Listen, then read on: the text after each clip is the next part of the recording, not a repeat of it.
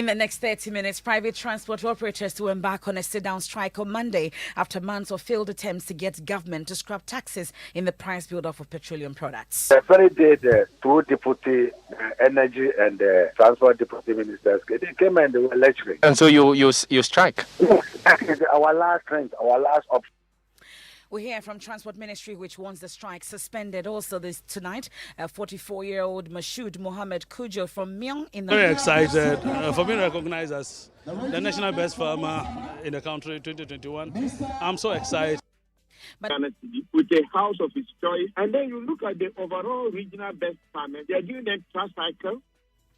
We have more from today's event as President Akufo-Addo assures his administration will create an enabling environment and put in place the necessary policies and program for the rapid growth of the agricultural sector.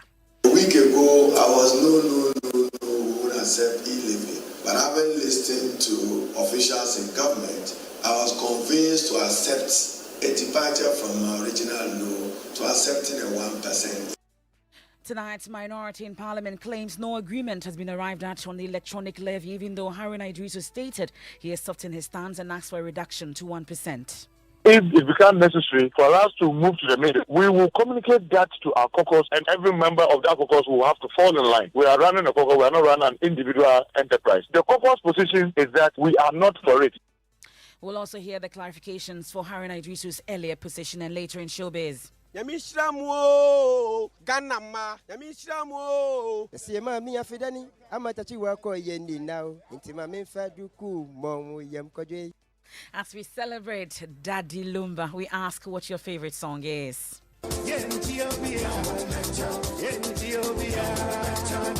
Normally I was a gospel singer, and it's only when I met Nane Champo who diverted me from gospel into that high lifestyle.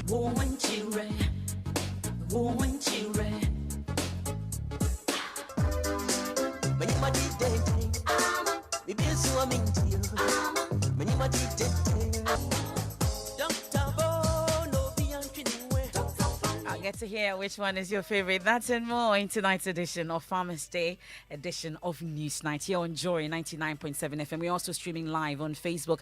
Also live on over 30 affiliates across Ghana's 16 regions. I am Emefa Apawu. Let's settle for details.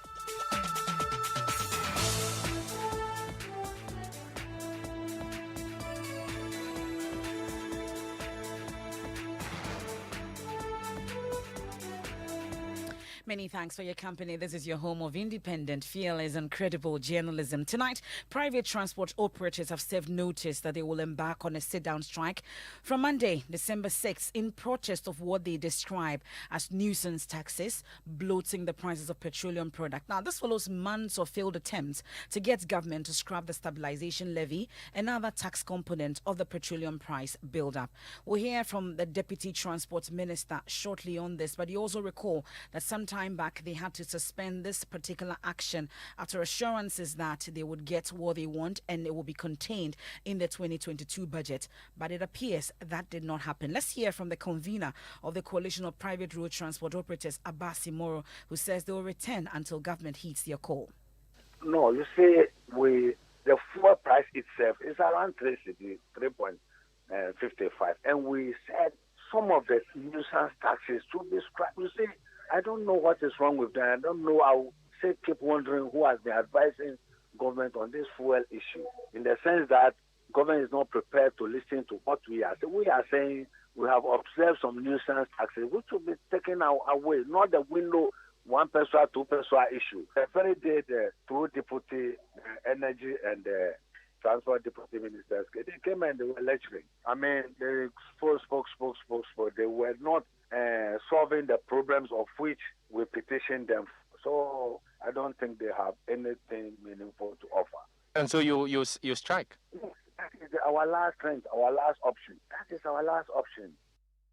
So that's the convener of the Coalition of Private Road Transport Operators. He's also with the GPRTU. We're scheduled to hear from the Deputy Transport Minister, Frederick Adomobing. He's agreed to speak to us on this, but it appears we're unable to reach him. But we're still working the lines to get him for a reaction to this. He had earlier mentioned that they're hoping that the coalition of these concerned drivers would suspend the action. But as it stands now, they remain resolute. They say they will embark on the action starting Monday, December 6th. But let me take you to the central region now, where 44-year-old Mashood Mohammed Kujo from the Myong district of the northern region is the 2021 National Best Farmer.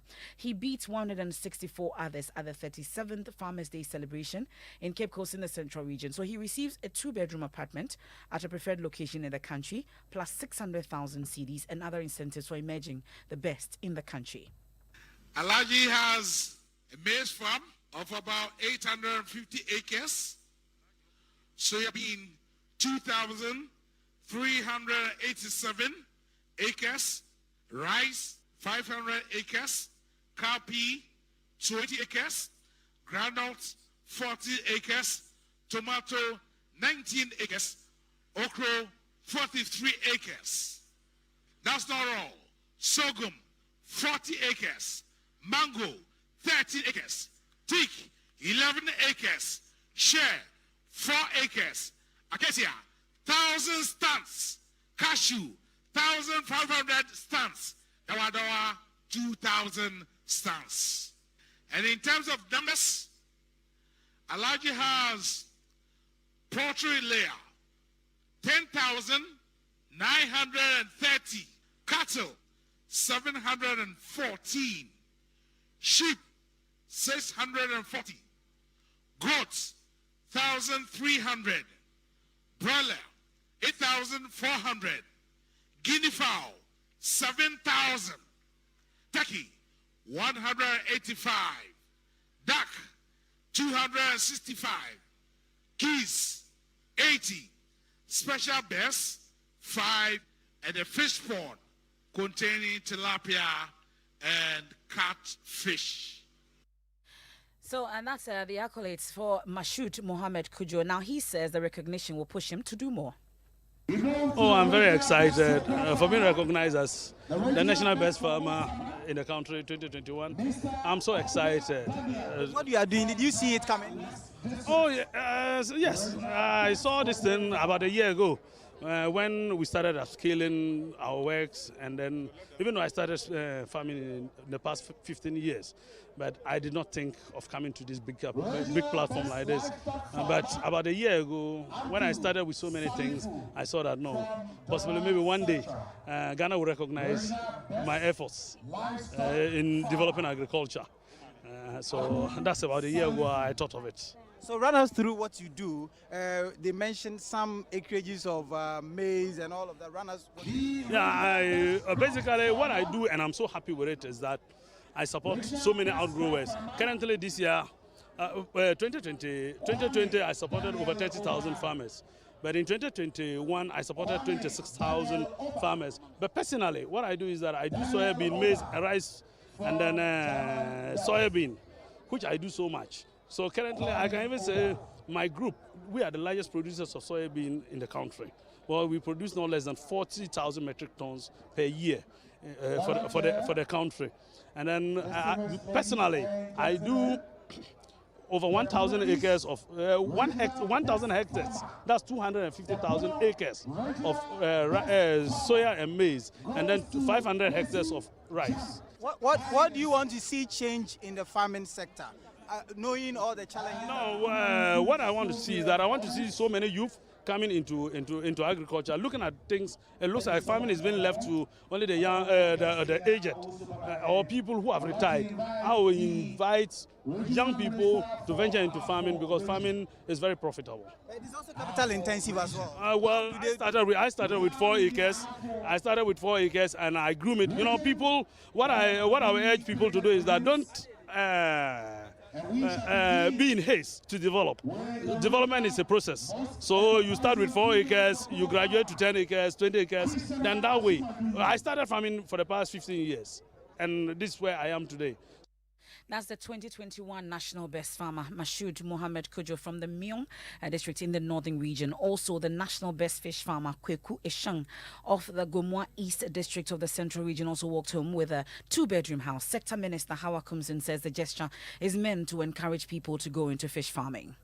We are putting in a lot of reforms. Next year, Fisheries and Aquaculture Development, we're going to institute or start the fish festival. You know, it's something that other countries do celebrate. Ghana, from next year, we are going to begin celebrating the fish festival. And I think when we start doing all this, it will encourage them. Apart from that, this year, first of its kind, a best fish farmer is going to go home with 2-bedroom self-contained. So that's the Fisheries Minister, Hawa Kumsin there. We can hear from the Minister for Food and Agriculture also, Dr. Owusri Yakuto, who says the interventions announced by government in the 2022 budget will help make farming lucrative. The farmers and fishers have responded very strongly to the incentives that the Akufo-Addo government is providing. We would encourage them to continue in this stead because it's really serving the people of this country, and not only the people of this country, the people of West Africa in general, because now Ghana has become a food basket, and as we speak, we see a lot of traders from around West Africa coming here to feed on the surpluses generated by the good work of this government, and that is something very commendable, and it's because of the hard work of the farmers. And we can't take it for granted that the fact that government provides incentives, automatically the target group will respond. But in this case, in the last 5 years, farmers have responded very, very positively, and we congratulate them for that. We can now hear from President Akufo-Addo, who says government is systematically addressing challenges facing farmers. To address the perennial challenges of access to credit for our farmers and fisher folk, the Ghana Incentive-Based Risk-Sharing Agricultural Lending Scheme, GERSL, was established in 2019 to guarantee banks lending to boost agriculture. In 2 years of its operations, GERSL has provided and issued credit guarantees for agricultural loans to the tune of 273 billion cedis. We're also introducing insurance products through the Ghana Agricultural Insurance Pool, GAIP, as risk mitigating measures to promote investment in agriculture. My government has also succeeded in reviving agricultural extension services, beginning with a staff strength of 1,580 in 2016, 2,700 more extension officers were recruited by 2019, improving the extension officer to farmer ratio from 1 to 1,500 in 2016 to 1 to 706 currently. This is how still below the FAO recommended ratio of 1 to 500, which is our goal. I'm happy to inform you that approval has been given by Cabinet for the recruitment of an additional number of 1,100 veterinary officers into the Ministry of Food and Agriculture. Construction works on fish landing sites and harbor projects located in the Greater Accra Central and Western regions. President Akufo-Addo, well, the best farmer for this year is taking away a 2-bedroom house, 600,000 cedis amongst others. But there have been concerns about the disparities in the award scheme. We can hear from Head of Programs and Advocacy for the Peasant Farmers Association, Charles Nyaba. We realize that the award system has been skewed in favor of just a few farmers, about 3 of them. You know, if you look at the selection criteria, we have regional best awardees and then the national best awardees. The regional best awardees were all potential national best awardees, except that they were all in the race and then they zero those who could not get the overall best to regional best. Now you do that and then give all the awards to only 3 persons. I say this because the overall national best farmer is given 600,000 Ghana cedis with a house of his choice to be built for him in any place. He's also have an opportunity to go to Israel. And then you look at the overall regional best farmers, they are giving them tricycle, knapsack sprayer, and assorted agrochemicals. Without a Tesla, even thousands to take home. Meanwhile, these were people who were competing together. So we thought that even looking at the decentralization agenda that we are running, it should be possible for them to have allowed the regional awardees to be done at the regional level. Now we are all situated in the Cape Coast here. You go to the various regions and nothing is happening. People come there and this is what you are giving them as a take home. I've spoken to a number of them and they are so disappointed with what they are getting. That's Charles Nyaba there. He's head of programs and advocacy for the Peasant Farmers Association. We'll stay a little while longer on the subject of land and farming and awards, amongst others, in the urban areas this time, because it's a headache for many as more people continue to migrate into the cosmopolitan areas, putting pressure on available land. Vegetable and fresh food growers are the ones feeling the pinch most, dealing with eviction notices as their farmlands are sold for construction of houses. As the country marks the Farmers' Day today, Joy News, Justice Bedu has been to some parts of Accra and met some of the last farmers battling with estate developers and city authorities for a place to grow food. Time was when this was a space for vegetable farms. Today, it is a built-up chain of expensive estate homes in the busy parts of Accra. Most of the people who used to farm here have left. My name is Mohammed Awa Suleimana. We do some couple of grasses here and some local vegetables. Awal's father came to farm on this land right by Accra's busy ring road more than 20 years ago. I was assisting him, but now he's late, so I have taken over from where he started. As we are here, we don't know when we'll also be living here. Because you'll be there, they will just give you notice to vacate the place. Maybe if they are to build, make some construction, so they move us away. They can just come tomorrow and say, we are going to build something here and we are giving you like a month to leave this place. And within that month, if this grass should grow small, they might not be customers for you to sell. So it means you are going to leave all this grass, which is money, behind and go.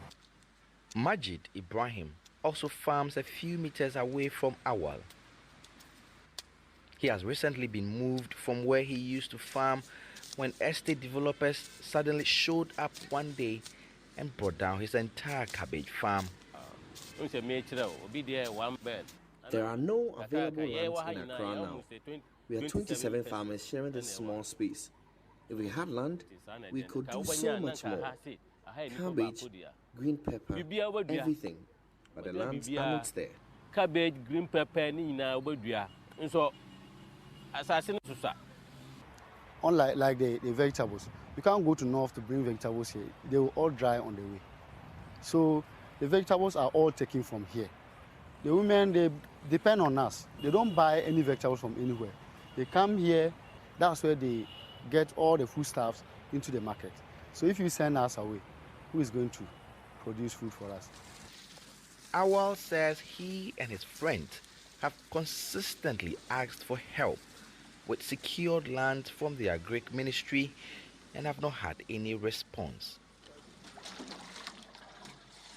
With the growing numbers in the city and the dwindling spaces for farms, the country's food security may be on the line. Justice Bedu, Joy News, Accra. Now, when you think about beauty pageants, agriculture is usually not what comes to mind. But guess what? A group of young ladies are trying to change the status quo to get more young ladies into the agricultural sector. Listen to some ambassadors of the Miss Agriculture Ghana pageant who are hoping their efforts will get more young people into agric. They spoke to Richard Kujenyako on the sidelines of the National Farmers' Day ceremony in Cape Coast. Other beauty pageants do not focus on agriculture, and this is the only pageant focusing on agriculture. Is it a campaign you are clamoring for the youth, especially the ladies, to have interest in agri? Yes, we are changing the status quo. We want to get more young ladies into agriculture because this sector is a very promising one, and we need the youth in agriculture. So how many young ladies have you been able to bring into the agri sector? So far, we have about 20 young ladies so far. And where do you want to go from here? From here, we want to, the world at large, we want to encourage every person out there to get into agriculture, especially young ladies. What's your name? Randy Abam. Okay, so what exactly are you doing as Ms. Agric? Okay, for me, I'm promoting common bean and cowpea in Ghana.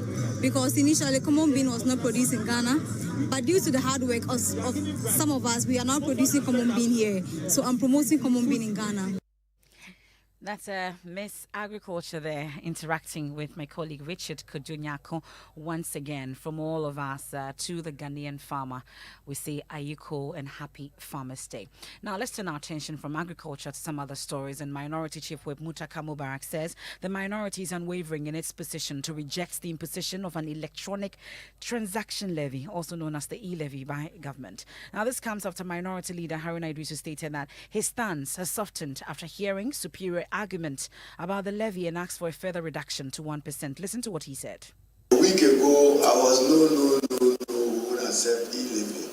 But having listened to officials in government, including the Minister of Finance and Charles Edubuahin, I was convinced to accept a departure from my original law to accepting a 1% e. The government is able to make overtures and reach out and say that I want to peg the electronic levy at 1%.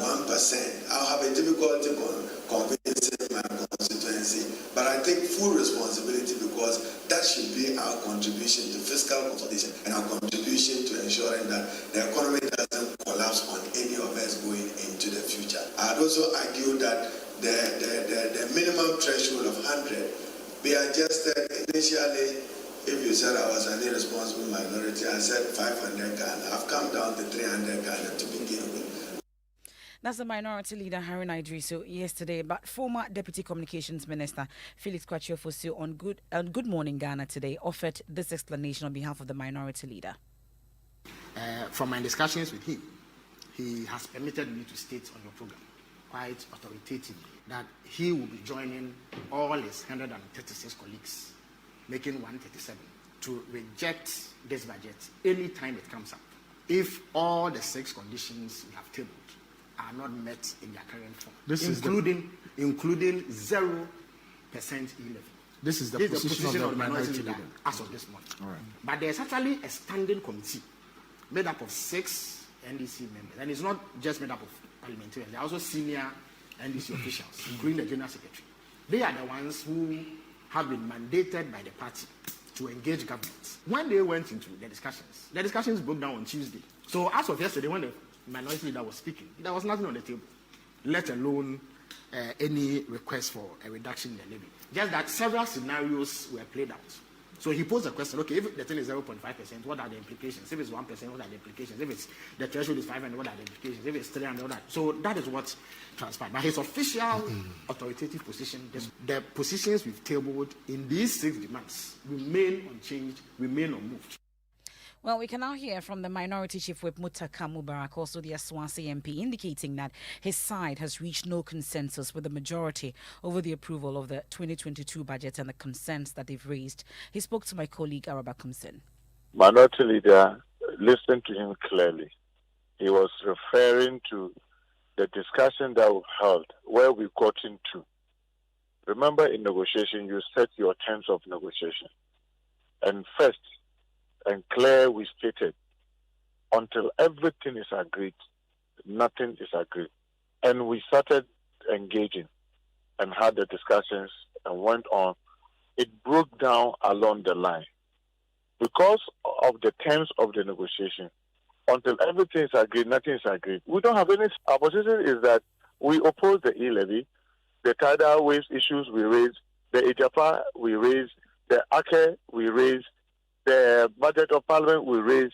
All these things are things that we demanded. And you remember our press release on Sunday, signed by the minority leader himself, clearly stating our position. The minority's initial position was outright rejection. In fact, the minority leader, I recall him saying that the levy must be rejected because it was irresponsible.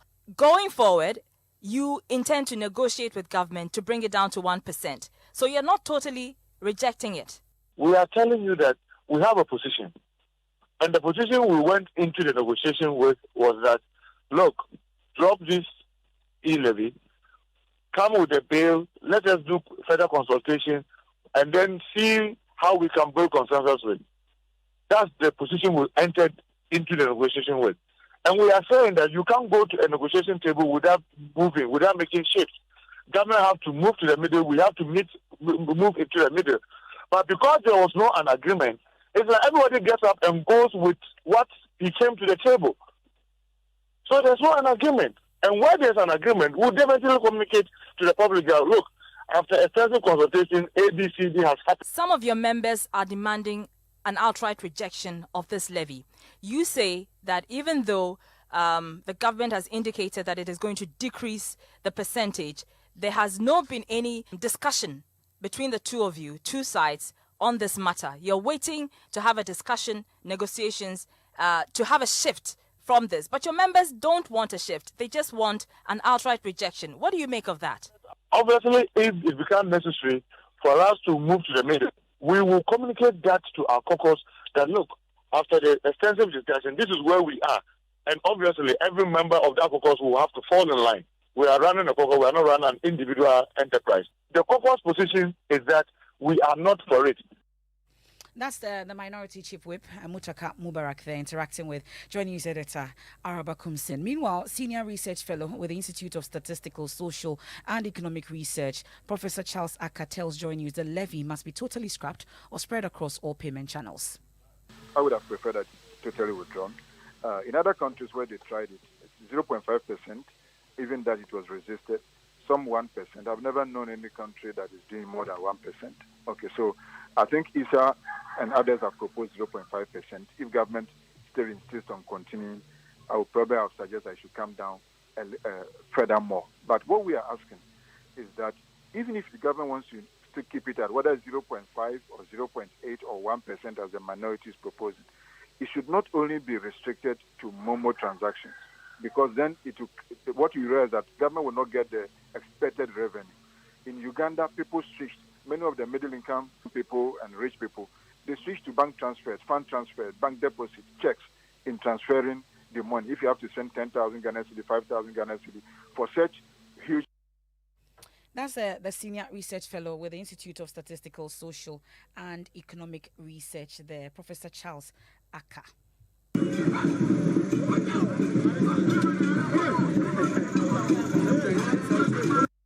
And that's caused some angry protesters who associate themselves with the Fix the Country campaigners earlier today. They took to the principal streets of Obuasi East in the Ashanti region to register their discontent over what they describe as the worsening conditions in the country and have called on the government to fix the problems. Ernesto Yeboah led that protest. Why do we have, the likes of AGA here and not the likes, that fundamentally fights for the people as well, or indigenous, Ghanaian companies too? They would rather prefer Chinese entering our mining spaces. They would rather prefer Americans entering our mining spaces rather than the people of Obuasi entering those mining spaces. And that's why currently, as we speak, they have clamped down on small-scale mining. And to add salt to injury, what they have also done, and it was recent, by the Municipal Assembly, to deny anybody who is not 25 years and above the right to ride a tricycle. So this is total war on the youth of this country, and the people of Obuasi are in. You heard there Ernesto Yeboah, who led that protest today at Obuasi, and it's day one of the much anticipated Love FM DBS Habitat Fair in Kumasi, and diverse products and services of real estate companies and other industry players are on exhibition.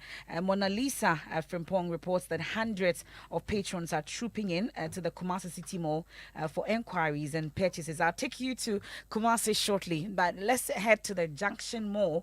And my colleague Papani Ashale has just returned from the Made in Ghana Fair. What did you bring to me, Papani? Well, Emefa, lots of surprises, lots of discounts this today.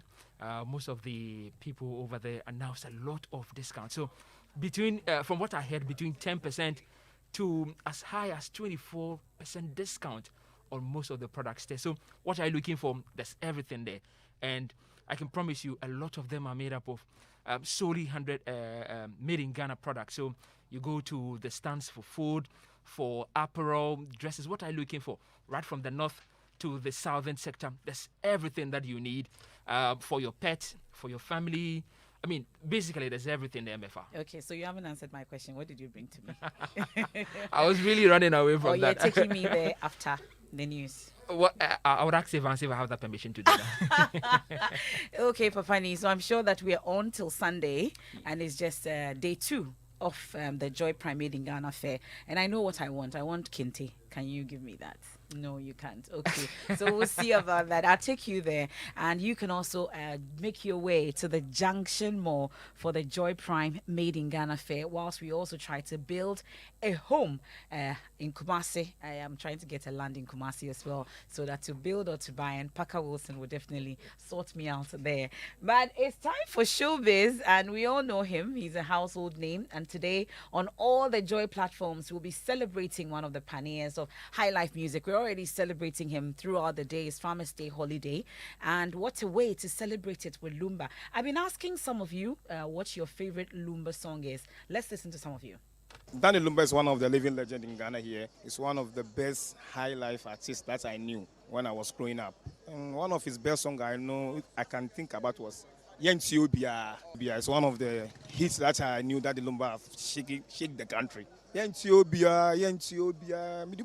The tune is not sound good, but Yentiobia is one of the best hits. As for me, I really love that Lumba too much, because I'm also among the die-hard fan on Facebook. Me, I love the whole of his song, but particularly this one. I said, "But I bet you a man tell me saying, Nafa won't to my bomediano. Now for me, my family da. Kojo, the same me a fidani. I'm at a work or yendi now. Into my main fat you cool, mom, yam kojo." I like Nyamishrama. Yes, ladies are precious. So he sang a song. Nyamishrama. So a bemana se wumma sebina unim dia we yakura. Nyamishramo Ganama. Nyamishramo. No nyome dia dalumba no nyome dia tofum dia you say daddy is daddy. No nyome dia end ti ehia ne Yesu. Amen. Se dia menya hu dia me yanyimpa biemu kojo. Well, I'll tell you mine shortly, and I've put together a beautiful mix for you right after this. But let me take you to Kumasi, the City Mall, enjoying Mona Lisa Frimpong, and she's been monitoring the Love FM Habitat Fair that started today. Mona Lisa, have you been able to answer the question about building or buying? Yes, well, I am planning on buying, but today's turnout was quite massive. It was more than we expected, and the feedback from the exhibitors has been positive. So we are looking to see more people patronizing their services and their products tomorrow and on Sunday. Okay, so I'm making my way there to the City Mall. Mm-hmm. I don't know how soon I can get there, but I'm hoping, since you have decided to buy, I am hoping to build. Do we have land available? What is on sale that when I get there, I can, interact with these exhibitors and get it for myself? Sure. I think there was this stand where if you want to buy land, you can walk to their stand. They'll take you through all the processes, so that you wouldn't have to struggle. And they're running promotions and discounts. So, there are also financing options. So, Mona Lisa, thank you very much for joining us. That's Mona Lisa Frimpong, my colleague at Love FM, and it's the Love FM Habitat Fair. It's together in partnership with DBS, and it's on all the way to the 3rd or so. So please make your way there, starting on the 3rd all the way to Sunday. And we have the Joy Prime Made in Ghana Fair also here in Accra. So in Kumasi and Accra, you're all sorted. You can do that. I leave you now with that mix that I've personally put together, that Dilumba, as we celebrate him. Have a happy Farmers Day, and do join us for tomorrow. We have News File on the Joy News channel, and of course on Joy 99.7 FM, and of course on Sunday I'll join you also with a probe at 8 p.m. as we host the first Deputy Speaker of Parliament, Jose Usu. Do stay with us here on Joy.